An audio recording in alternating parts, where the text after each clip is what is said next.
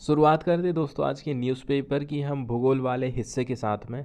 भूगोल के अंतर्गत आज हम देखने वाले हैं स्पेन के मैप के बारे में कुछ भौगोलिक जानकारी। यूपीएससी के द्वारा सन 2018 में एक क्वेश्चन पूछा गया था। क्वेश्चन जो है सही जोड़ी के रूप में था। सही जोड़ी में ऐसा था, कुछ जगहों के नाम दिए थे, उनको हमें बताना था कि ये किस किस कंट्री से रिलेटेड है। उनमें से एक जगह का नाम था कैटेलोनिया। अब ये बात भी हो सकती है, जब क्वेश्चन 2018 में ये पूछा गया था तो हो सकता है कि 2017 में, मतलब एक साल पहले, कैटेलोनिया न्यूज़ में रहा हो। ठीक है, कैटेलोनिया स्पेन के अंतर्गत एक स्वायत्त प्रांत है और यहीं से ये क्वेश्चन उठा करके पूछा गया था। तो हमें देखना है कि कुछ कुछ कंट्री के भीतर में भी कुछ जगहें ऐसी होती हैं, जैसे कि हाल ही में रसिया ने क्रीमिया के ऊपर कब्जा किया था 2014 में। अब वो क्रीमिया रसिया के अंडर में चला गया है, पहले वो यूक्रेन के अंतर्गत आता था। तो ऐसी कुछ जगहें होती हैं जो कि हाल ही में चर्चा में रहती हैं, जिनका किसी के द्वारा अधिग्रहण किया जा रहा है, युद्ध में किसी हिस्से को जीत लिया जा रहा है, या फिर कोई ऐसा क्षेत्र है जो कि दो देशों के बीच में विवाद की जड़ बना हुआ है। इस प्रकार की चीज़ें हमें ध्यान में रखना है और उनको मैप के माध्यम से प्रैक्टिस करने की कोशिश करना है। तो चर्चा में रहा था स्पेन कंट्री। स्पेन कौन कौन से देशों से घिरा हुआ है, जैसे कि एक तो हिस्सा इसका ये छोटा सा एकदम अंडोरा है, फिर फ्रांस पड़ जाता है और ये है पुर्तगाल। नीचे की तरफ का ये जो हिस्सा आप देख रहे हैं ये हमारा आ जाता है अफ्रीका महाद्वीप। ठीक है, और ये पूरा का जो पूरा हिस्सा है ये यूरोप के अंतर्गत आ जाता है।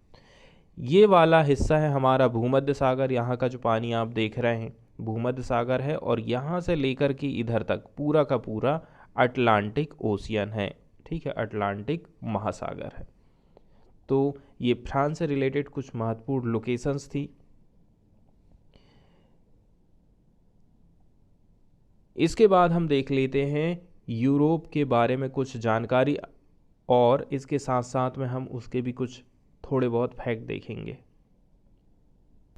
जैसे कि हम यहाँ पर जो है यूरोप के मैप को देख रहे हैं। ठीक है, चूँकि अब स्पेन के बारे में हमने जानकारी हासिल करी है और स्पेन यूरोप के अंतर्गत आता है, तो ज़्यादातर जो क्वेश्चन पूछे गए थे ना, वो ऐसी मोटी मोटी जानकारियाँ पूछी गई थी, जैसे कि कौन से जो माउंटेन हैं किस महाद्वीप से रिलेट करते हैं। इसके अलावा कौन कौन सी रिवर हैं जो कि किस महाद्वीप से रिलेट कर रही हैं, बड़ी बड़ी जो फेमस रिवर हैं। जब भी आप गूगल में सर्च मारेंगे किसी महाद्वीप के बारे में, तो उसके साथ में अफ्रीका महाद्वीप की रिवर सर्च मार दीजिए, तो उसमें, ठीक है, ब्लैंक वाले हिस्से में हमें कुछ महत्वपूर्ण रिवर दिखाई देंगी। यहाँ पर भी इसी प्रकार से हमें कुछ माउंटेन्स के ऊपर बहुत ज़्यादा फोकस करने की ज़रूरत है, जैसे कि यूराल माउंटेन्स। ये देखिए, यदि हम यूरोप के पूर्वी हिस्से की तरफ में बढ़ते हैं तो ये यूराल माउंटेन हमको दिखाई दे रहा है, और ये यूराल रिवर है जो कि कैस्पियन सागर में अपने पानी को गिराती है। उसके बाद में हम बढ़ते हैं और भी आगे, तो वोल्गा रिवर है, फिर डॉन रिवर है। तो यूराल माउंटेन इसलिए महत्वपूर्ण है क्योंकि ये यूराल माउंटेन यूरोप और एशिया के बीच में सीमा बनाता है। जैसे कि ये वाला जो हिस्सा है इसका ये यूराल माउंटेन है, इधर में हमारा एशिया चालू हो जाता है। ठीक इसी प्रकार से ये जो काकासस माउंटेन आप देख रहे हैं, ये काकासस माउंटेन पूरा इस प्रकार से एशिया और यूरोप को अलग करने का काम करता है। इसलिए यहाँ पर दो माउंटेन हमारे दिमाग में होना चाहिए। इसके साथ साथ में ये आल्पस माउंटेन काफ़ी चर्चा में रहता है। ठीक है, ऊपर की तरफ यदि हम बढ़ते हैं तो स्कैंडेनेवियन माउंटेन है। ये स्कैंडेनेवियन माउंटेन है, नॉर्वे की तरफ में हम देख रहे हैं। यूरोप की कुछ महत्वपूर्ण नदियों के बारे में भी हमें ध्यान में रखना, जो कि ज़्यादातर चर्चा में रहती हैं। ठीक है, और ये हम ब्रिटिश द्वीप समूह हमको दिखाई दे रहा है। यूनाइटेड किंगडम में भी 3-4 ठो कंट्री आ जाती हैं। इसके बाद हम सीधे चलते हैं पीआईबी की तरफ और देख लेते हैं पीआईबी की प्रमुख खबरों को। तो पहली जो खबर आई है वो वर्ल्ड वेटलैंड्स डे से रिलेटेड आई है। ठीक है, वर्ल्ड वेटलैंड्स डे। तो जो वर्ल्ड वेटलैंड्स डे होता है उसको हम ऑब्ज़र्व करते हैं, सेलिब्रेट करते हैं 2 फरवरी को every year. All over the world इसका सेलिब्रेशन किया जाता है ताकि हम जो है कॉमरेड कर सकें। ठीक है, कॉमरेड करना मतलब होता है स्मरण करना या फिर सेलिब्रेट करना, मनाना। Signing off Ramsar convention on wetland of international importance in 1971 में रामसर कन्वेंशन के ऊपर, Ramsar convention on wetland of international importance, इसके ऊपर सिग्नेचर हुए थे 1971 में। इसी को हम याद करते हुए, ठीक है, वर्ल्ड वेटलैंड्स दिवस सेलिब्रेट करते हैं हर साल 2 फरवरी को। इंडिया 1982 में इसका पार्टी बना था इस कन्वेंशन का, and has so far declared 75 wetlands as Ramsar sites covering 23 states and union territories. जब से हम जो है इसके पार्टी बने हैं, इसके मेंबर बने हैं, तब से लेकर के हमारे देश में 23 जो स्टेट हैं उसकी 75 क्षेत्रों को रामसर साइट के रूप में डेवलप किया गया है या फिर रामसर साइट के रूप में उनको डिक्लेयर किया गया है। रामसर साइट के रूप में जब किसी भी क्षेत्र को डिक्लेयर किया जाता है तो इसका मतलब ये है गवर्नमेंट अब ज़्यादा से ज़्यादा फोकस करेगी उस एरिया को, उस एरिया के कंजर्वेशन के लिए। ठीक है, इसके साथ साथ में टूरिज्म के हिसाब से भी उसको बेहतरीन तरीके से डेवलप किया जाता है। वहीं यदि हम देख लें 2023 की जो थीम रही है वर्ल्ड वेटलैंड्स डे की, वो है वेटलैंड रेस्टोरेशन। मतलब हमें जो आर्द्र भूमि धीरे धीरे करके जो गायब होते जा रही हैं, वहाँ पर लोगों का अतिक्रमण बढ़ते जा रहा है, लोग घर बना करके रहने लगे हैं, ठीक है, या फिर अदर उपयोग के लिए वहाँ पर वो ज़मीन को उठाया जा रहा है। तो सरकार चाहती है, वैज्ञानिक लोग चाहते हैं कि ये जो वेटलैंड्स हैं हमारे, इनको रिस्टोर कर किया जाए जल्दी से जल्दी। इस थीम का मतलब ये है, ये हमें हाईलाइट कर रही है कि अर्जेंट ज़रूरत है, हमें प्रायोरिटी देना है वेटलैंड के रिस्टोरेशन को। It is a call on entire generation to take proactive action for wetland. ये पूरी की पूरी जनरेशन के लिए है कि आप जो है प्रोएक्टिव एक्शन लीजिए वेटलैंड को बचाने के लिए।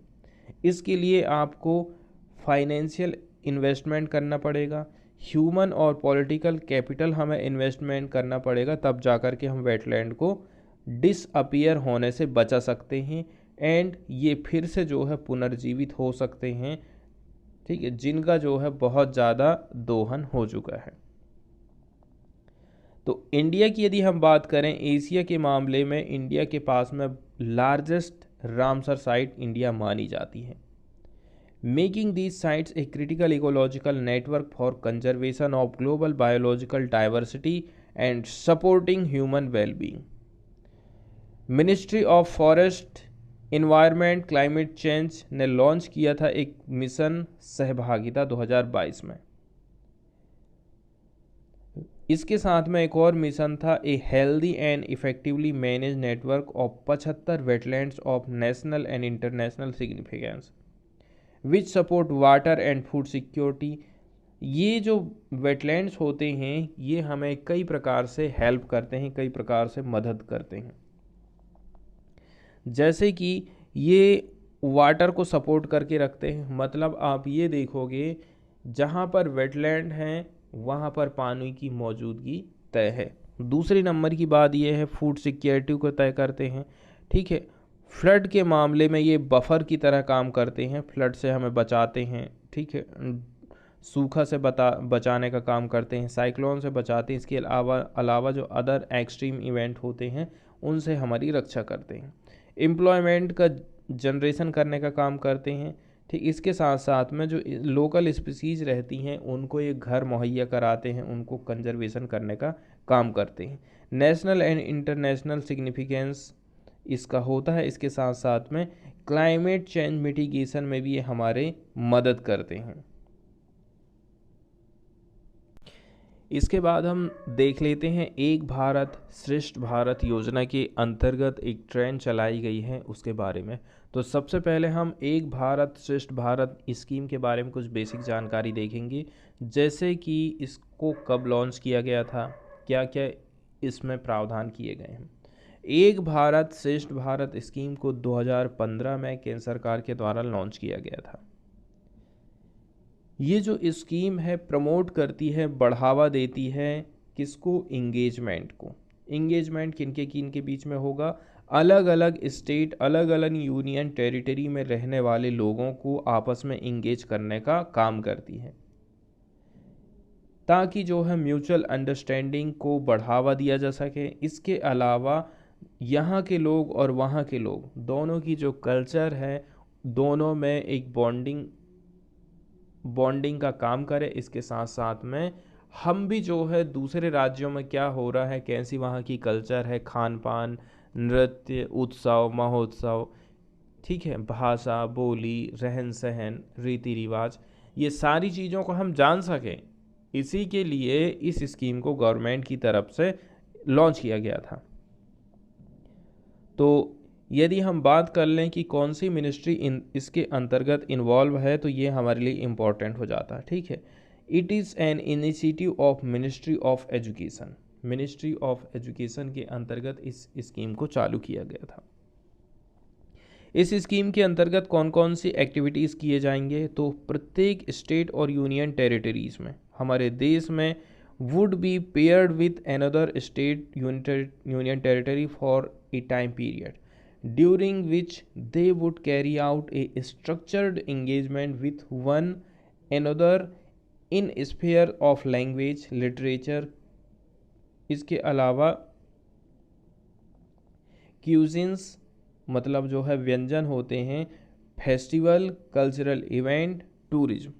यहाँ पर ध्यान देने वाली ये बात है कि ये एक स्टेट ये है और दूसरा स्टेट ये है, तो दोनों के बीच में किस प्रकार से भोजनों को खाया जाता है, इसके अलावा किस प्रकार से वहाँ की कल्चर है और यहाँ की कल्चर है, तो दोनों को कहना चाहिए एक साथ में जोड़ने का काम ये स्कीम करती है। तो ये जो चीज़ें हैं ना, एक ही टाइम पीरियड में हमको देखने को मिलती है। इसके ऑब्जेक्टिव कौन कौन से हैं, पहले नंबर की बात ये है, हमारे देश की जो डाइवर्सिटी है ना, उसको यूनिटी के तौर पे लेकर के आना, उसको एक बनाना। एक भारत श्रेष्ठ भारत, यही इसकी थीम है। दूसरे नंबर की बात ये है, ठीक है, नेशनल इंटीग्रेशन की जो भावना है ना, उसको और भी ज़्यादा बढ़ावा देना। इंटीग्रेशन मतलब होता है एकता। इसके साथ साथ में showcase the rich heritage and culture, custom and tradition of either state. इसके माध्यम से हमें किसी भी राज्य की कल्चरल एक्टिविटी, वहाँ की सांस्कृतिक महत्व के बारे में जानकारी मिलती है। बहुत सारे जो लोग हैं उससे जुड़ पाते हैं, उसको समझ पाते हैं। इसके साथ साथ में, ठीक है, हम जो है इस स्कीम के माध्यम से इस्टेब्लिश करते हैं एक लॉन्ग टर्म एंगेजमेंट। इसके बाद क्रिएट किया जाता है एक ऐसा एनवायरनमेंट जो कि प्रमोट करता है learning between states by sharing best practices and experience. एक स्टेट दूसरे स्टेट से बहुत सारी चीज़ें सीखता है, जैसे कि क्या वो बेस्ट प्रैक्टिसेस अपने यहाँ पर अपना रहा है, ठीक है, क्या क्या कल्चर अपने यहाँ पर अपना रहा है, तो वो दूसरे स्टेट को भी ये सारी चीज़ें सिखा सकता है। इसी के हिसाब से इस स्कीम को लॉन्च किया गया था। अब हम आते हैं न्यूज़ की तरफ और न्यूज़ को देख लेते हैं। तो Indian railways to introduce Bharat Gaurav deluxe AC tourist train under Ek Bharat Shreshtha Bharat scheme. तो इंडियन रेलवे इंट्रोड्यूस करेगा Bharat Gaurav deluxe AC tourist train, ठीक है, ये एक भारत श्रेष्ठ भारत स्कीम के अंतर्गत ही लॉन्च किया जाना है। Garvi Gujarat tour will depart on 28 February from Delhi Safdarjung station. तो गढ़वी गुजरात टूर का नाम रखा गया है। ये डिपार्ट होने वाली है दिल्ली सफदरगंज से, कहाँ जाने वाली है, ठीक है, दिल्ली सफदरगंज से ये रवाना होएगी 28 फरवरी को। इस ट्रेन के बारे में कुछ और जानकारी हम देख लेते हैं, जैसे कि ये जो ट्रेन टूर है ना, इसको डिज़ाइन किए हैं हमने एक भारत श्रेष्ठ भारत स्कीम के अंतर्गत, to showcase the heritage of vibrant Gujarat. इसके माध्यम से गुजरात की साहित्यिक कल्चरल जो छवि है उसको प्रस्तुत किया जाएगा लोगों को, ठीक है। इसके बारे में जानकारी दी जाएगी कि कौन कौन सी फेमस जगहें गुजरात में हैं और कहाँ कहाँ आप यहाँ पर घूम सकते हैं। इसके अलावा गुजरात की क्या क्या कल्चर है। तो state of art Bharat Gaurav deluxe AC tourist train, यहाँ पर हमें फर्स्ट एसी और सेकंड एसी क्लास की सीटें देखने को मिलेंगी। ये ऑपरेटेड होगी 8 दिन के लिए, ऑल इंक्लूसिव टूर, ठीक है। जब तक ये टूर रहेगा तो 8 दिन का ये टूर रहने वाला है। Tourist train consist of 4 first AC coaches, 2 second AC coaches, 1 well equipped pantry car and 2 rail restaurant. के कितने डब्बे हैं, कौन से डब्बे में क्या क्या है, ये बात यहाँ पर बताई जा रही।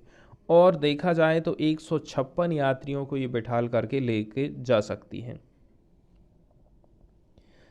तो गुजरात की कुछ जो धार्मिक स्थान हैं, इसके अलावा जो तीर्थ स्थल हैं, statue of unity, Champaner, Somnath, Dwarka, Nageshwar, ठीक है, बेट द्वारका, अहमदाबाद, मोढेरा और पाटन, ये इसके मेजर अट्रैक्शन होने वाले हैं इन इटिनरी मतलब होता है यात्रा, तीर्थ यात्रा कार्यक्रम में।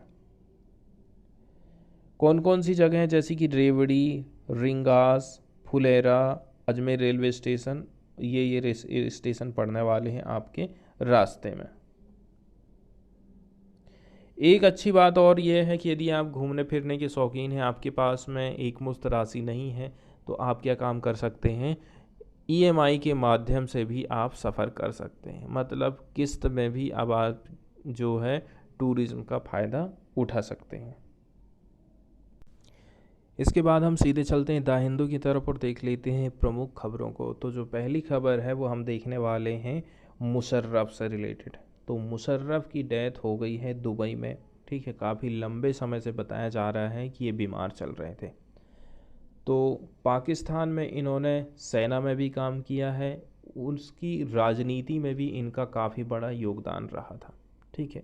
क्योंकि ऐसा माना जाता है कि जब ये सेना के कमांडर थे, ठीक है, सेना के जब हेड रहे थे, तो इसके बाद इन्होंने क्या काम किया था ना, सेना से सीधे तख्ता पलट कर दिया था और सीधे सीधे वहाँ की जो सत्ता है ना उसको अपने हाथ में ले लिया था। इसलिए कहते हैं कि पाकिस्तान में कभी भी जो है डेमोक्रेसी परमानेंट रूप से रही ही नहीं है, वहाँ पर हमेशा सैनिक इंटरफेरेंस करते रहती है। ऐसा माना जाता है कि वहाँ पर जो शासन सरकार नहीं बल्कि सेना चलाती है, इसलिए इतने सारे जो युद्ध ना भारत के साथ में हुए हैं, शायद इसके पीछे जो मेन रीजन है ना वहाँ की मिलिट्री ही रही है। तो जो फॉर्मर पाकिस्तान प्रेसिडेंट हैं, इसके साथ साथ में आर्मी के चीफ भी रहे थे जनरल परवेज मुशर्रफ, ये रिटायर्ड हो गए थे, ठीक है। Who proposed what he called the Musharraf formula, इन्होंने प्रपोज किया था, ठीक है, ईजाद किया था Musharraf formula to resolve Jammu and Kashmir dispute between India and Pakistan. इनकी डेथ हो गई है दुबई में संडे के दिन। तो 5 साल के बाद हम देख रहे हैं कि इनकी डेथ हुई है, क्योंकि इनको एक बीमारी लग गई थी, ठीक है, एमीलॉयडोसिस। एमीलॉयडोसिस किसको बोलते हैं, ये एक ऐसा रोग होता है जिसमें एमाइलॉयड कोशिकाओं से बाहर ऊतकों और अंगों में जमा होने लग जाते हैं। एक रेयर डिसीज़ के अंतर्गत इस बीमारी को रखा जाता है। यहाँ पर जो वर्ड यूज़ किया गया है एमेलॉयड, एमेलॉयड का मतलब होता है एक प्रकार का प्रोटीन।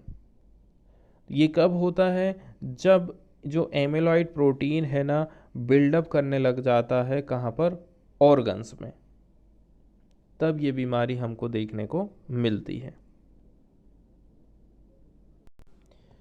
एक और फेमस हस्ती हैं जो कि सिनेमा की दुनिया से थे, इनकी भी डेथ हो गई है। तो ठीक है, ये भी हमारे लिए इम्पोर्टेंट न्यूज़ है।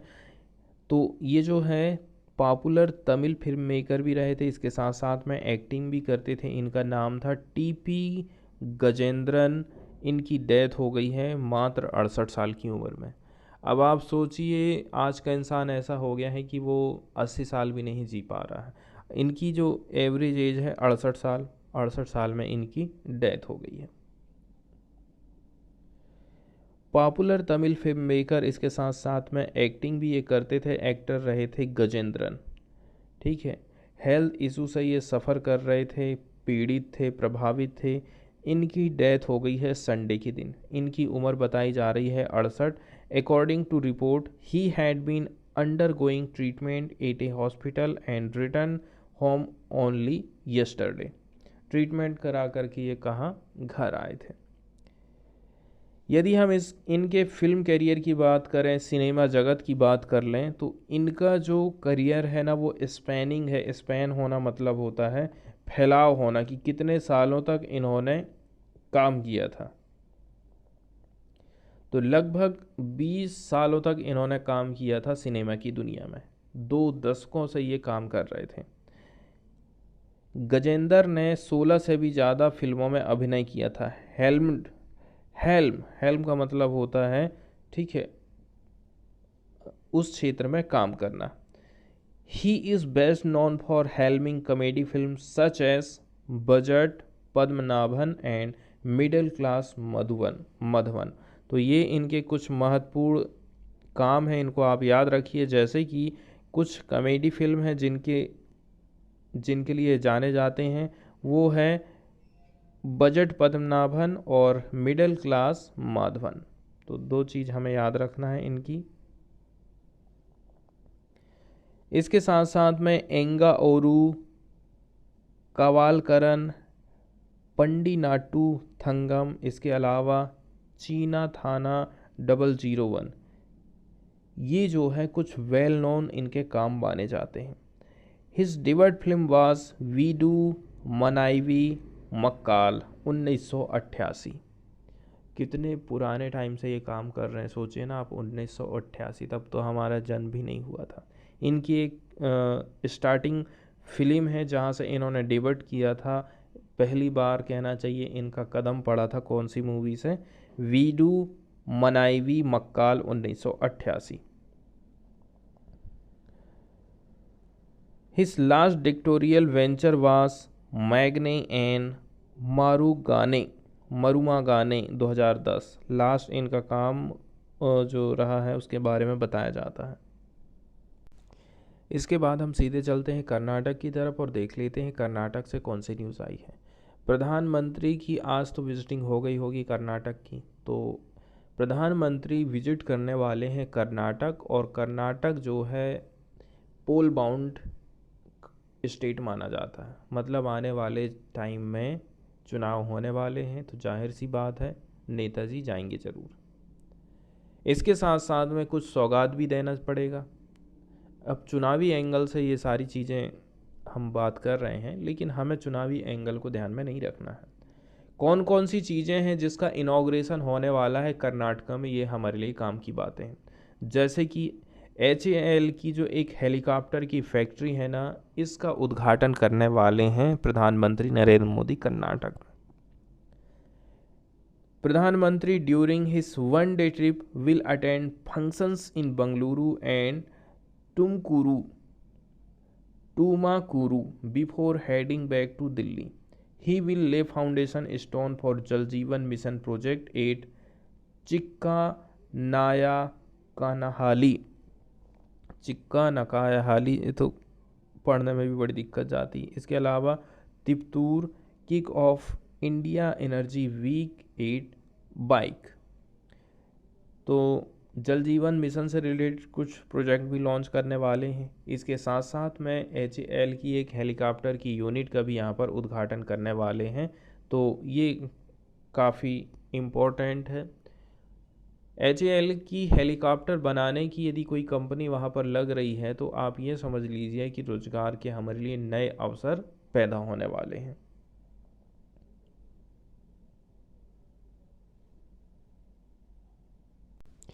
इसके बाद हम सीधे चलते हैं एडिटोरियल वाले पेज की तरफ और देख लेते हैं प्रमुख एडिटोरियल्स को। तो आज 3-4 ठो एडिटोरियल आए हैं, लेकिन इनमें से सबसे ज़्यादा जो इम्पोर्टेंट एडिटोरियल है ये हमारा क्लाइमेट चेंज और हमारे पर्यावरण से रिलेट करता है। मेंस के लिए, मेंस में जब हमें कभी कुछ लिखने के लिए आ जाए इस मुद्दे के ऊपर कि कैसे करके भारत ट्रांजिशन कर सकता है कोल एनर्जी से रिन्यूएबल एनर्जी की तरफ, सोलर एनर्जी की तरफ, या फिर वाटर एनर्जी और भी जो रिन्यूएबल एनर्जी के सोर्सेस हैं उनकी तरफ, हमें एक जगह से दूसरी जगह में ट्रांजिशन करना है तो उसके लिए कौन कौन सी चुनौतियां आने वाली हैं, ठीक है, कौन कौन सी कठिनाइयों का हमें सामना करना पड़ेगा और कौन कौन से ऐसे रास्ते हैं जहां पर हम चल सकते हैं और कौन कौन सी बातों का हमें ध्यान रखना चाहिए, पूरी की पूरी चीज़ें हमें इस एडिटोरियल में देखने को मिल जाती। शुरुआत जो हम करेंगे वो साउथ अफ्रीका की हम बात कर रहे हैं कि वहाँ पर किस प्रकार से जस्ट एनर्जी ट्रांजिशन हो रहा है, वहाँ पर किस प्रकार से इम्प्लीमेंटेशन किया गया है जस्ट एनर्जी ट्रांजिशन पार्टनरशिप का, साउथ अफ्रीका की हम बात कर रहे हैं। तो यहाँ पर हमको जो है सिविल सोसाइटी ऑर्गेनाइजेशन से कुछ सीखने की ज़रूरत है। यहाँ पर हमें क्या काम करना है, क्या चीज़ हमें सीखना है, पहले नंबर की बात यह है हमें इंश्योर करना पड़ेगा सिविल सोसाइटी के इंगेजमेंट को, कहाँ पर, designing the partnership and planning the implementation from early on.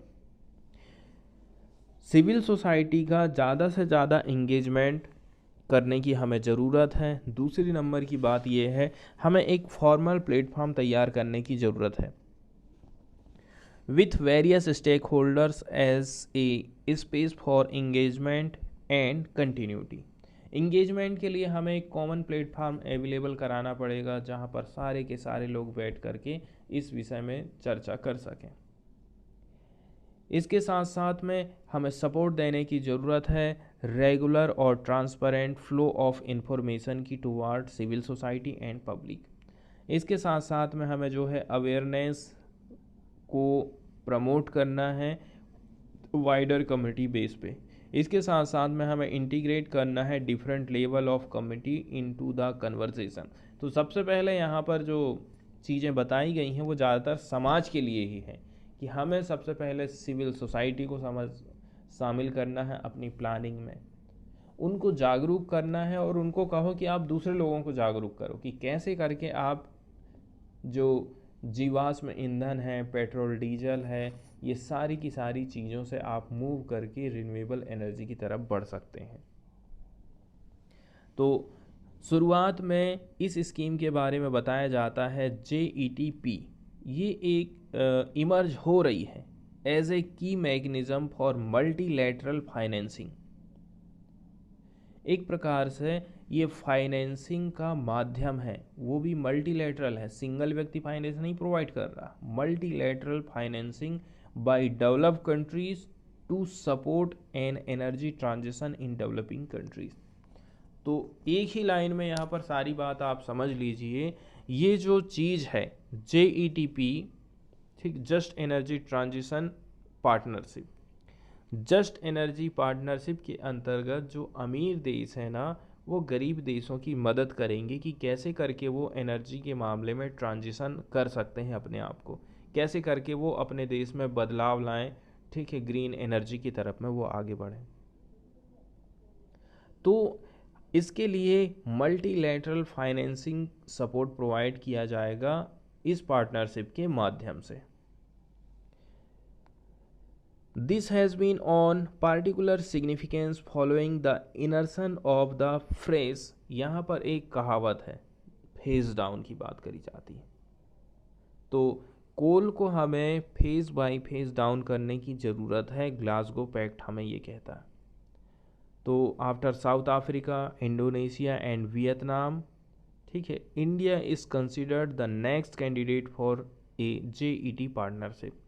अभी 2-3 जगह पर हम देख चुके हैं जैसे कि साउथ अफ्रीका, इंडोनेशिया और वियतनाम, यहाँ पर JET पार्टनरशिप देखी गई है।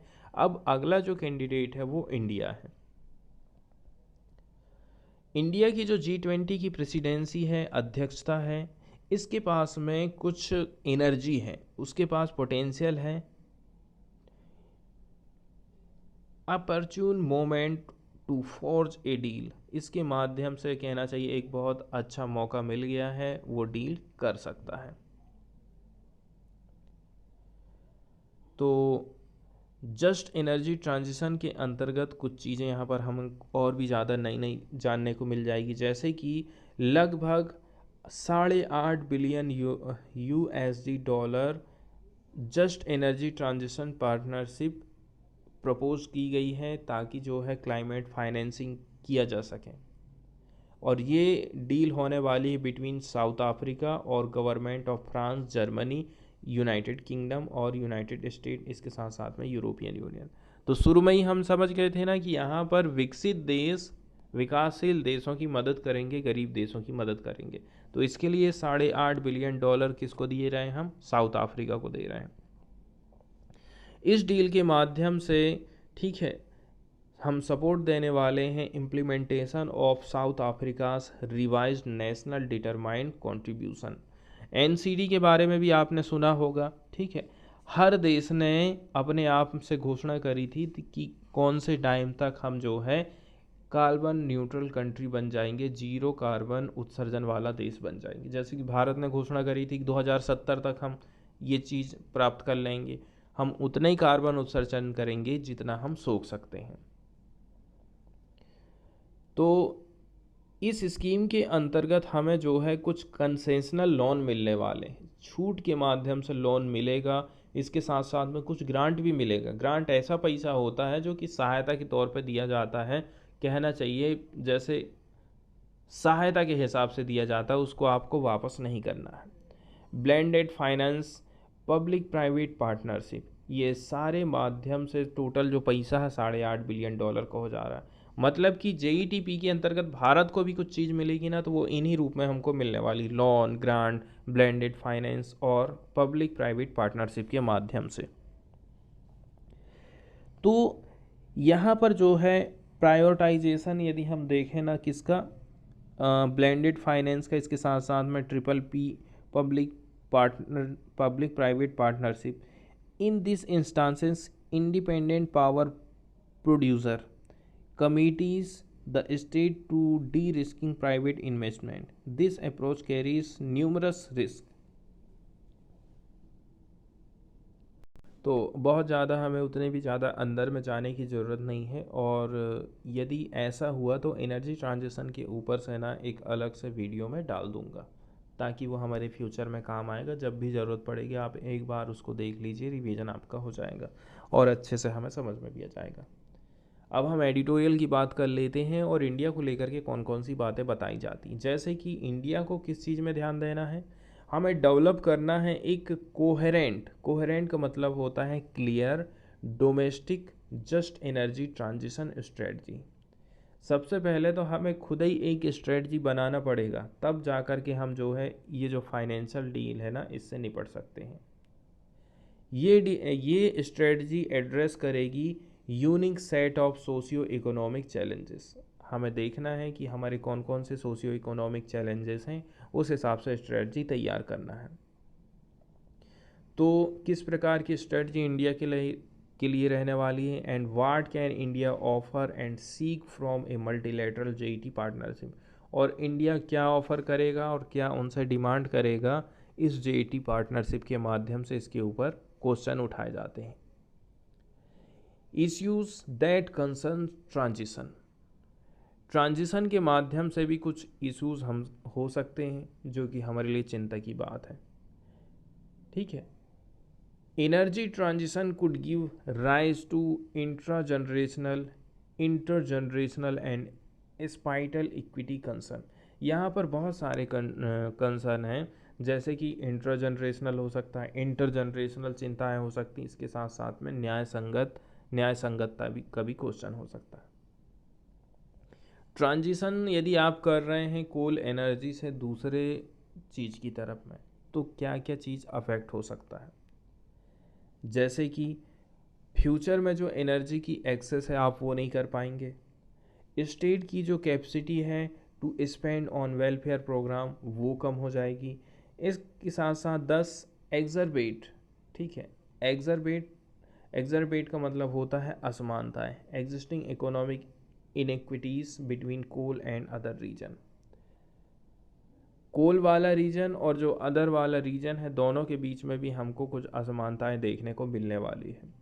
ठीक है, जो JETP है ना, ये डील करता है pay limited attention to intra generational inequity such as job losses resulting from a coal phase down. Coal phase down करेंगे यदि हम, तो कोयले के क्षेत्र में जो लगे हुए लोग हैं वो बेरोजगार हो जाएंगे। तो यहाँ पर जो है ये बहुत ही कम अटेंशन पे करता है, इसलिए हमें चिंता की बात है। तो फिर भी बताया जा रहा है the 3 JETP deals signed so for only south Africa's deal mention is just component. अभी तक 2-3 के साथ में हमें डील दिखाई दी है, लेकिन केवल हमें साउथ अफ्रीका के मामले में ही जस्ट कंपोनेंट दिखाई देता है। जैसे फंडिंग री स्किलिंग, जैसे मुझे कोई काम आता है फिर भी मुझे फिर से कुछ नया स्किल प्रोवाइड करना है, तो इसके लिए भी फंड मिल रहा है। इसके साथ साथ में अल्टरनेटिव एम्प्लॉयमेंट अपॉर्चुनिटीज़ भी हमें मिल रही हैं in the coal mining regions में, to be financed as a part of the initial $8.5 billion mobilisation. अब ये तो साउथ अफ्रीका का मामला हो गया। इसके अलावा जो 2 JETPS होती हैं ना, इंडोनेशिया और वियतनाम को लेकर के किया गया है, ये फोकस करती हैं mitigation finance for sector specific transition. ये मिटिगेशन का मतलब होता है न्यूनीकरण, फॉर सेक्टर स्पेसिफिक ट्रांजिशन। कोई एक सेक्टर है, कोई दूसरा सेक्टर है, उस हिसाब से हमें जो है मिटिगेशन फाइनेंस प्रोवाइड किया जा रहा है।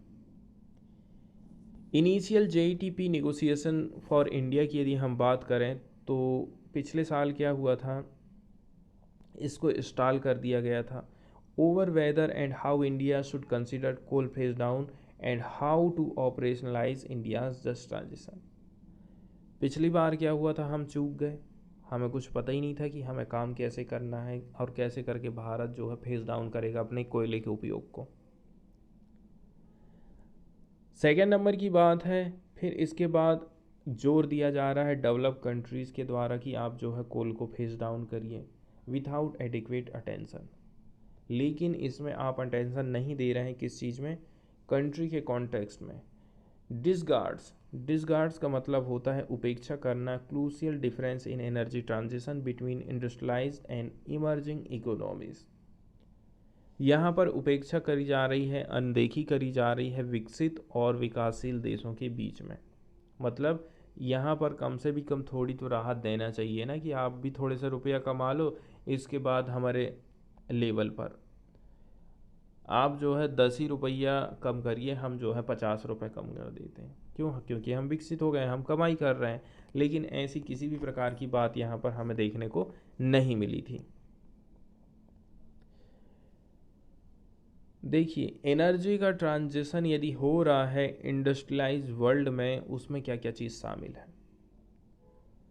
इसमें हमें जो है natural tapering of energy consumption alongside fuel switching to clean energy sources. आपको जो है धीरे धीरे कंजप्शन कोयले का कम करना है और धीरे धीरे करके आप बढ़ाएंगे, स्विच करेंगे क्लीन एनर्जी के सोर्स की तरफ।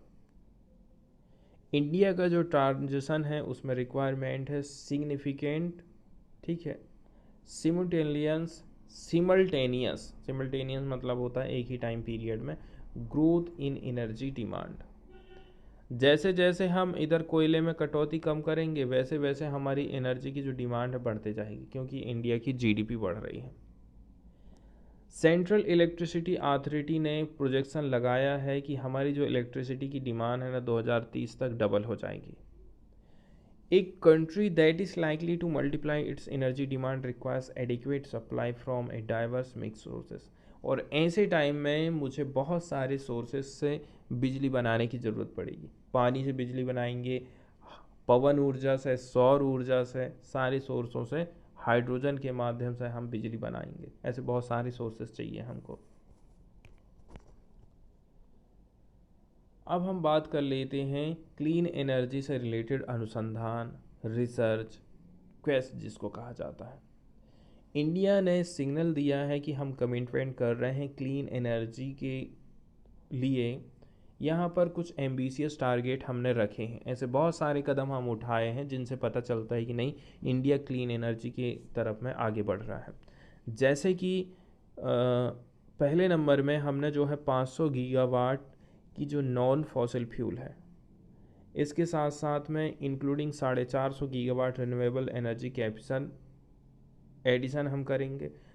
ठीक है, मतलब कि 500 गीगावाट हम जो है नॉन फॉसिल फ्यूल से पैदा करेंगे और 450 गीगावाट की रिन्यूएबल एनर्जी की कैपेसिटी हम और भी ज़्यादा एडिशन में लाने वाले हैं। 43% जो रिन्यूएबल एनर्जी परचेज ऑब्लिगेशन है बाई 2030 तक। 43% जो हिस्सा है हमारा कहाँ से आने वाला है, रिन्यूएबल एनर्जी से। ये सारे के सारे जो टारगेट हैं वो सपोर्ट किए जा रहे हैं कुछ कम्प्लीमेंट्री पॉलिसी के माध्यम से। कम्प्लीमेंट्री मतलब पूरक पॉलिसी, जैसे कि कुछ कानून बनाए हैं, एनर्जी कंजर्वेशन अमेंडमेंट एक्ट।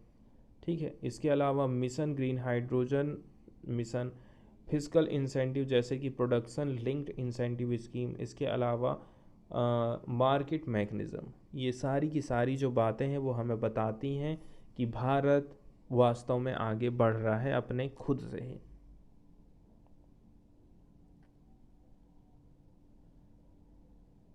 तो यहाँ पर जो है 3 सेट में एक्शंस बताए जाते हैं कि कौन कौन से एक्शंस की ज़रूरत है। पहली बात तो ये है, रिन्यूएबल एनर्जी डिप्लॉयमेंट की रेट में हमें वृद्धि करना पड़ेगा, प्रायोरिटी देना पड़ेगा।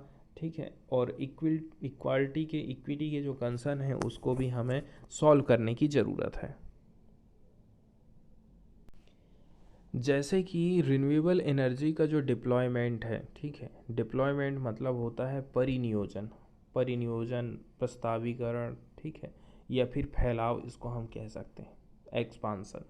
तो रिन्यूएबल एनर्जी का जो एक्सपांसन है इसने क्या काम कर दिया है, आउटपेस कर दिया, मतलब पीछे छोड़ दिया है कोयला को। हाल के सालों में यदि हम देखें 2021-22 में coal power served 1/3 of new demand. मतलब कि हम देख रहे हैं हमारी जो 1/3 जो डिमांड है वो कहाँ से आ रही है, कोयला से आ रही है। मतलब इतना हिस्सा कोयले से बिजली बनाई जा रही है हमारी डिमांड का। यदि इंडिया का जो 2030 का टारगेट रखा गया है, यहाँ पर रिक्वायरमेंट रहेगी हमें accelerating non fossil capacity addition from 16 gigawatt a year in 2022 से 75 गीगावाट ए ईयर बाई 2030। सालाना जो हम 16 गीगावाट की बात करते हैं उसको हमें 75 गीगावाट करने की ज़रूरत है 2030 तक। मतलब साल दर साल हमें रिन्यूएबल एनर्जी में 22% की ग्रोथ हासिल करना पड़ेगा। अब हम जान रहे हैं कि इंडिया ने बहुत सारे इफोर्ट लगाए हैं, ठीक है, लेकिन 2022 का जो हमारा टारगेट था कि 175 गीगावाट हम रिन्यूएबल एनर्जी कैपेसिटी हासिल कर लेंगे, ये हमसे मिस हो गया है। ये जो गैप बना है वो मेनली है decentralized deployment which is more promising for acceleration. ठीक है, ये मेन रीज़न भी इसका बताया जाता है कि आखिर ऐसा कारण क्या है।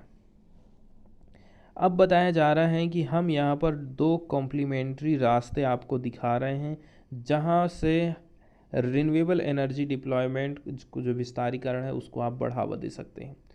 जैसे कि एग्रीकल्चर इलेक्ट्रिसिटी डिमांड, आज के टाइम में भी हमारे गांव में जो खंबे से बिजली मिल रही है उसी बिजली का इस्तेमाल करके मोटर चलाई जा रही है और उसी से सिंचाई हो रही है।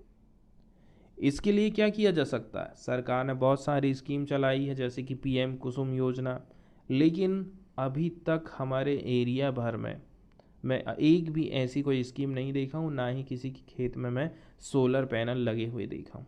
तो बताइए कैसे करके होगा, कैसे करके हम कोयला से सीधे सीधे जो है ट्रांजिशन कर पाएंगे। तो ये तभी संभव है जब हम शुरुआत करें एग्रीकल्चर से।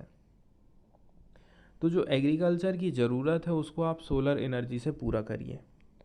सेकंड नंबर की बात यह है, जो diesel powered micro small medium enterprises हैं, इनको भी आपको क्या काम करना है, जो डीजल से चलने वाली चीज़ें हैं इनको आप बिजली से चलाइए। इसके साथ साथ में डिसेंट्रलाइज करना है हमको रिन्यूएबल एनर्जी को for residential cooking and heating.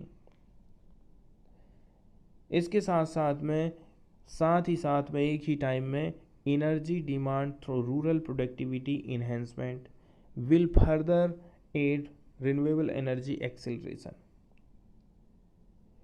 हमें जो है रूरल एरियाज में ही इलेक्ट्रिसिटी का प्रोडक्शन करना है। ये हमें हेल्प करेगा एड्रेस करने में रूरल अर्बन इकोनॉमिक डिवाइड। गांव पीछे क्यों है, शहर आगे क्यों है?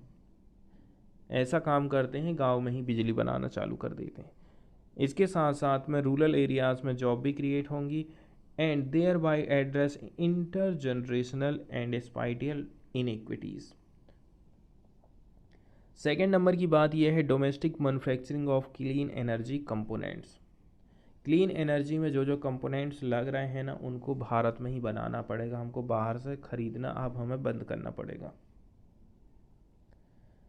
सेकेंड नंबर की बात यह है, जबकि India has recognize the importance of domestic manufacturing. चूँकि इंडिया शुरू से ही कह रहा है कि आत्मनिर्भरता हम हासिल करेंगे, आत्मनिर्भर भारत अभियान, भारत में ही बनाओ, भारत में ही यूज़ करो और बाहर बेचो। लेकिन चैलेंज है किसमें? Cost competitiveness. इंडियन जो कंपोनेंट्स होते हैं ना 20% कॉस्टलियर होते हैं। कॉस्टलियर होना मतलब होता है महंगे होना चाइनीज़ कंपोनेंट से। जो चीज़ हम 100 रुपया में बना रहे हैं वो चीज़ चाइना 20 रुपया में बना दे रहा है। ये कैसे? तो इसके लिए हमें क्या काम करना पड़ेगा? एक जन बना रहा, 2 बना रहे हैं, 3 बना रहे हैं, यहीं पर 100 लोग यदि ये लोग बनाने लग जाएं कोई भी चीज़ को, तो आपको पता है रेट अपने आप कम होने वाला है। इसीलिए ज़्यादा से ज़्यादा हमें मैन्युफैक्चरिंग करना पड़ेगा लार्ज स्केल में, ज़्यादा से ज़्यादा कंपनियों को पार्टिसिपेट करना पड़ेगा, तब जा कर के ये संभव है। यदि आप डोमेस्टिक कंपोनेंट को प्रेफरेंस दे रहे हो, इसमें ध्यान नहीं रख रहे हो कीमत का, इसका मतलब ये है आप पिछड़ जाएंगे, आपका मार्केट बिल्कुल पिछड़ने वाला है। थर्ड नंबर की बात बताई जाती है एफिशिएंसीज को हमें इन्हेंस करना है।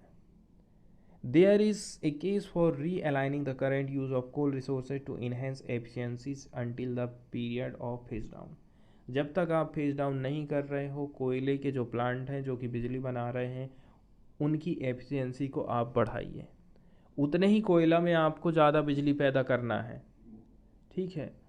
जो एनर्जी कहीं ना कहीं खपत हो जा रही है उसको आपको कैसे न कैसे करके रोकना है, तब जाके एफिशिएंसी हमारी इन्हेंस हो सकती है।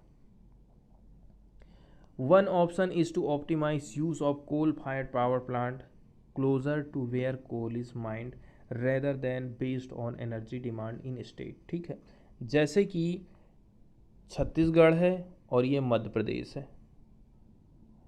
अब छत्तीसगढ़ में ही कोयला की खदानें हैं, तो हमें क्या काम करना है?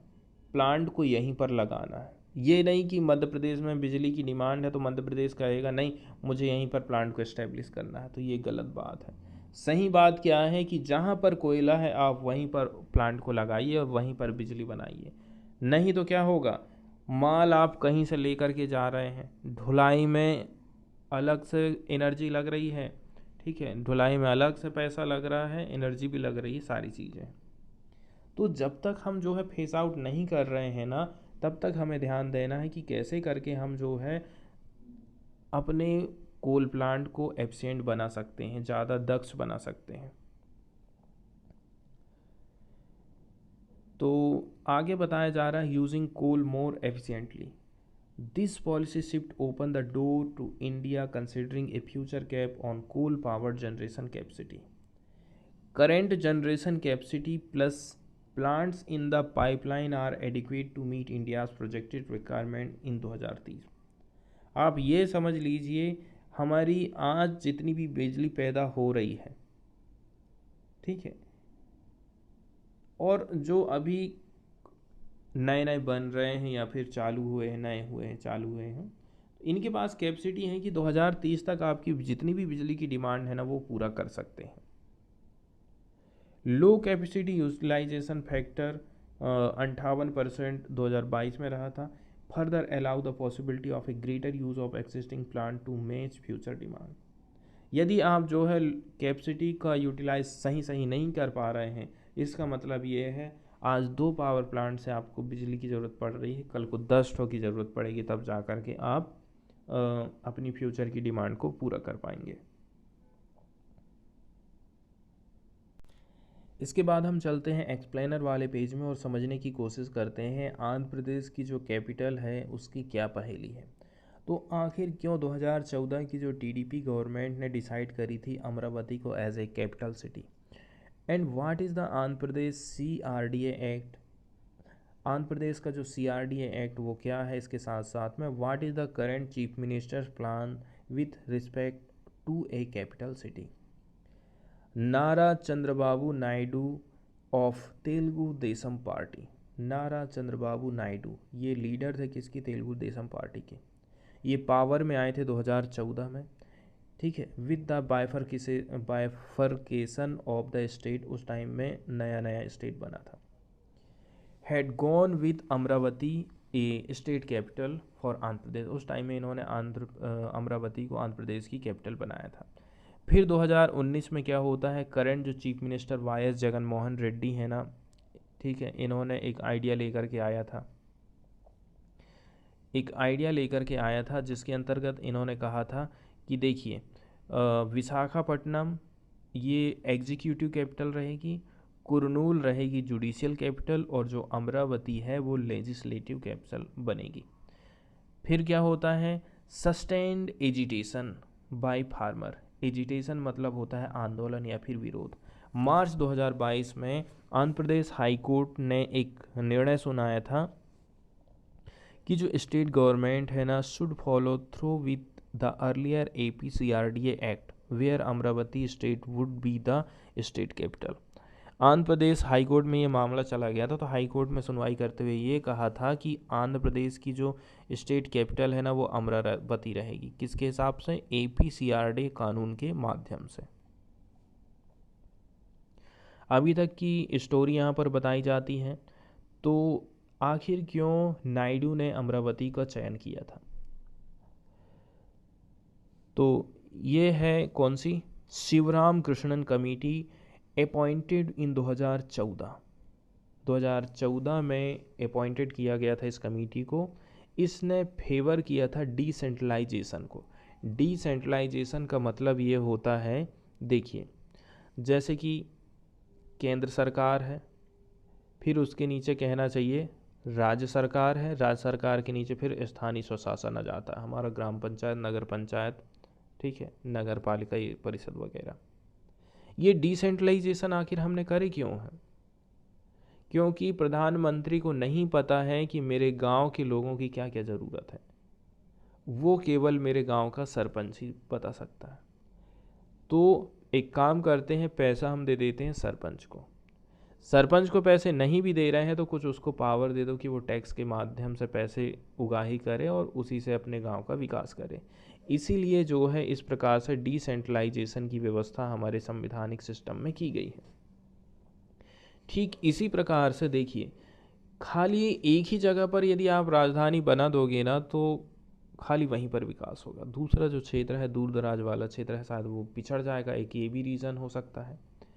तो डिसेंट्रलाइजेशन के ऊपर जो है इसमें फोकस किया गया था। इसके अलावा इसी के साथ साथ में यहाँ पर सजेशन दिया गया था कि विजाग सब रीजन यहाँ पर जो है कैपिटल स्पेस के लिए कहना चाहिए पोटेंशियल है। फिर क्या होता है, फिर भी हालांकि जो नायडू है उसका क्या ओपिनियन था कि जो विशाखापट्टनम है ना ये ऑलरेडी डेवलप्ड सिटी है and had called it post bifurcation as the financial capital of the state. He wanted a greenfield capital in a new region for development. तो वो चाहते थे कि ऑलरेडी से जो चीज़ विकसित है उसको डेवलप करने की क्या ज़रूरत है, हमें उस क्षेत्र में इन्वेस्टमेंट करना चाहिए जो कहना चाहिए पिछड़ा हुआ एरिया है। फिर क्या चेंजेस आते हैं यहाँ पर देख लीजिए कौन कौन से चेंजेस आए हैं। फिर 2019 में क्या होता है, वाईएसआर कांग्रेस ने डिफीट कर दी थी टीडीपी गवर्नमेंट को to form the government and immediately appointed the G N. Rao committee to give a report on earlier decentralization capital idea. इन्होंने अब नई सरकार आई, नई सरकार ने नई कमेटी बैठाई। तो करेंट रिपोर्ट के हिसाब से यदि हम बात कर लें तो जो करेंट मिनिस्टर थे Y S. Jagan Mohan Reddy came up with the idea of making Visakhapatnam executive capital. अब इनके दिमाग में क्या चीज़ आ गई कि हम एग्जीक्यूटिव कैपिटल बनाएंगे विशाखापट्टनम को, और कुरनूल को बनाएंगे जुडिशियल कैपिटल, और अमरावती रहेगी हमारी लेजिस्लेटिव कैपिटल। फिर 2020 में क्या हुआ, असेंबली ने अप्रूवल किया था repealing of the APCRDA act को। रिपील करना मतलब होता है उसको निरस्त करना या फिर उसमें कुछ संशोधन करना। इसके अलावा फिर इन्होंने पास किया था आंध्र प्रदेश डिसेंट्रलाइजेशन और inclusive development of all religion bill 2020। ठीक है।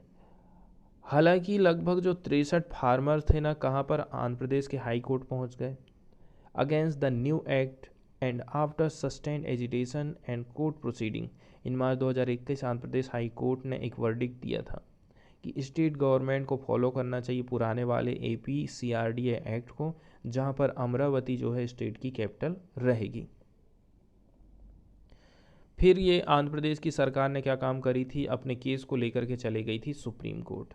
सुप्रीम कोर्ट में फिर इसकी क्या सुनवाई हुई इसके बारे में देख लेते हैं। बार बार क्या है, फ़ोन में ना अगली न्यूज़ आ जाती है। तो सुप्रीम कोर्ट गए थे हाई कोर्ट के वर्डिक्ट के खिलाफ। Citing infringement of rights to federalism, यहाँ पर आरोप लगाया गया था उल्लंघन किया जा रहा है संघवाद का हाई कोर्ट के द्वारा, and urging that it is the state's prerogative to decide on its capital city. उनका कहना है कि ये स्टेट गवर्नमेंट के ऊपर है कि वो किसको अपनी राजधानी बनाना चाहता है, इसमें हाई कोर्ट को इंटरफेरेंस नहीं करना चाहिए था। प्रीरोगेटिव का मतलब होता है विशेष अधिकार। ठीक है, ये वर्ड है और ये है इसका हिंदी मीनिंग। फिर नवंबर 28, 2022 में क्या होता, सुप्रीम कोर्ट ने स्टे लगा दिया था आंध्र प्रदेश के हाई कोर्ट के ऑर्डर को for developing Amaravati as only capital of the state, saying courts can not act as a town planner. उन्होंने कह दिया था हाई कोर्ट को कि क्या कहा था, courts can not act as town planner. Court का काम नहीं है कि वो टाउन की प्लानिंग करते रहे, but has reserve its final judgment and had hearing process is still on. और जजमेंट जो फाइनल है वो आया नहीं था, अभी भी जो है इसकी जो हियरिंग है ना वो अभी प्रोसेस में चल रही है। परवेज मुशर्रफ से रिलेटेड कुछ जानकारियाँ यहाँ पर हम डिटेल में देखने वाले हैं। परवेज मुशर्रफ रह रहे थे UAE में, 6 साल से भी ज़्यादा इनको हो चुके थे। वर्चुअल एग्जाइल मतलब निर्वासन का ये जीवन बिता रहे थे पाकिस्तान से, क्योंकि पाकिस्तानी कोर्ट ने उनके खिलाफ टीरेसन के चार्ज लगाए थे। टीरेसन मतलब होता है देशद्रोह का, उनके ऊपर आरोप लगाया गया था। Him for his imposition of emergency in 2007, main reason था 2007 की इमरजेंसी जो कि इनके द्वारा लगाई गई थी। अब उनकी फैमिली जो है प्लान कर रही है कि इनकी जो फाइनल जर्नी है ना वो पाकिस्तान में ही हो। कहाँ पर, कराची में, ट्यूसडे के दिन। वाइड स्प्रेड एलिगेशन लगाए जाते हैं इनके ऊपर। जनरल मुशर्रफ ने फेस किए हैं कई सारे कंट्रोवर्सीज इनके टेन्योर के दौरान। उनके ऊपर आरोप लगाए गए थे जैसे कि was alleged to have brought false cases against entire Pakistani political leadership. Pakistani जो पॉलिटिकल लीडरशिप हैं इनके ऊपर उन्होंने गलत केसेस दर्ज किए, जैसे कि Benazir Bhutto, Nawaz Sharif, Imran Khan, and to have unconstitutionally dismiss the chief justice of Pakistan Iftikhar Chaudhry and about 100 other जजेस। गलत तरीके से इन्होंने डिसमिस किया था चीफ जस्टिस ऑफ पाकिस्तान को। इसके के जो जज हैं चीफ जस्टिस इफ्तिकार चौधरी को। इसके साथ साथ में 100 अदर जो जज हैं उनके साथ भी इन्होंने ऐसे ही किया था। कुछ और भी एलिगेशन हैं, वर दैट मुशर्रफ ऑर्चेस्ट्रेटेड मतलब कुछ करवाना the disappearance of 100 of activities and fighters. कई सारे जो एक्टिविस्ट लोग हैं, फाइटर्स लोग हैं, इनको क्या किया इन्होंने, गायब करवा दिया। Killed Baloch leader Akbar Bugti using ए ड्रोन का इस्तेमाल करके इन्होंने बलूच के लीडर अकबर बुगती को मार कर गिरवा दिया था। As part of a brutal crackdown on the insurgent movement in Balochistan, allowed the US to use Pakistani bases to bomb thousands in Pashtun areas during the war against terror। तो US को भी इन्होंने अलाउ किया था कि आप जो है पाकिस्तानी बेसिस का इस्तेमाल कर लीजिए, जहाँ से आप जो है बॉम्बिंग कर सकते हैं थाउजेंड्स, ठीक है, in Pashtun area during the war against terror, and conspire to destroy evidence in Benazir Bhutto assassination trial where he was declared a fugitive by the court. Fugitive मतलब भगोड़ा कोर्ट ने इनको घोषित कर दिया था। ये बहुत सारे जब इनके खिलाफ में केसेस चल रहा था ना, केस दर्ज किया गया था, उस टाइम में इन्होंने सबूत को मिटाने की भी कोशिश करी थी। बेनजीर भुट्टो की जो असैसिनेशन हुई थी उस टाइम में, हत्या हुई थी, उसको। General Musharraf had defended his action claiming that he had fought corruption and restored grassroot democracy. लेकिन जो है ये बिल्कुल भी इस बात को नहीं मानते हैं। वहीं हमें जो है इंडिया के मामले में इनकी जो लीगेसी है वो मिक्स्ड टाइप की दिखती है, मतलब मिक्स्ड विरासत। इंडिया में इनका जन्म हुआ था, लेकिन पाकिस्तान का जब बंटवारा हो रहा था ना, तो उस टाइम में ये चले गए थे कहाँ पर, पाकिस्तान। इंडिया की बात करें, जनरल्स की जो लीगेसी है ना, वो पार्टिकुलरली हमको मिक्स दिखाई देती है। वो जाने जाते हैं as architects of the Kargil war. Kargil war के आर्किटेक्चर यही रहे थे। इन्होंने भेजे थे पाकिस्तानी आर्मी ट्रेंड मिलिटेंट ताकि कैप्चर कर सको आप Indian post along the line of control, ठीक है। एलओसी इंडियन पोस्ट को आप क्या कर लो, कैप्चर कर लो। इसके लिए उन्होंने ट्रेंड पाकिस्तानी आर्मी मिलिटेंट भेजे थे 1998 में। But he is remembered for the Musharraf formula, लेकिन हम उसको मुशर्रफ फार्मूला के लिए भी जानते हैं। He claim to have proposed in talks with prime minister Manmohan Singh which was taken forward during back channel talk between 2002 से 7। 2002 में बातचीत हुई बैक चैनल, पीछे के दरवाजे से। मुशर्रफ फार्मूला के रूप में भी इनको जाना जाता है, जिसके माध्यम से पाकिस्तान और मनमोहन सिंह इंडिया के बीच में बातचीत हो पाई थी शांति समझौता को लेकर के। The plan involve working toward a non territorial resolution to dispute which would allow greater movement across LOC, but it was not carried forward by subsequent government। ठीक है, लेकिन इन्होंने जो पॉलिसी लेकर के आए थे, आने वाली जो सरकारें रही थी, उन्होंने इसको पूरा नहीं किया था। फिर Musharraf was also seen as the man in charge of Pakistan. Pakistan के मैन इंचार्ज यही माने जाते थे। who was turned a blind eye through a series of major terror attacks in India carried out by Jaish e Mohammed and Lashkar e Taiba. उस टाइम में इन्होंने अपनी आंखें मूंद ली थी जब जैश-ए-मोहम्मद और लश्कर-ए-तैयबा ने इंडिया में टेरर अटैक किया था। They include hijacking of IC 814 1999। कौन कौन सी घटनाएं घटित हुई थी? IC 814 1999 में हाईजैक हुआ था। इसके साथ साथ में पार्लियामेंट में अटैक हुआ and bombing of the Jammu and Kashmir legislature. दोनों की दोनों जो घटनाएं हैं 2000 में हुई थी। General Musharraf had resigned and left his country in August 2008। इन्होंने अपने पद से त्यागपत्र दे दिया और अपने देश को छोड़ दिया था अगस्त 2008 में। A few months before 26/11 Mumbai attack. 26/11 Mumbai attack हुआ था, उसके कुछ महीने पहले ही इन्होंने अपने देश को छोड़ दिया था। But it was during his tenure that the conspiracy मतलब साजिश behind those attacks would have been made in Pakistan where the LAT operated training campus.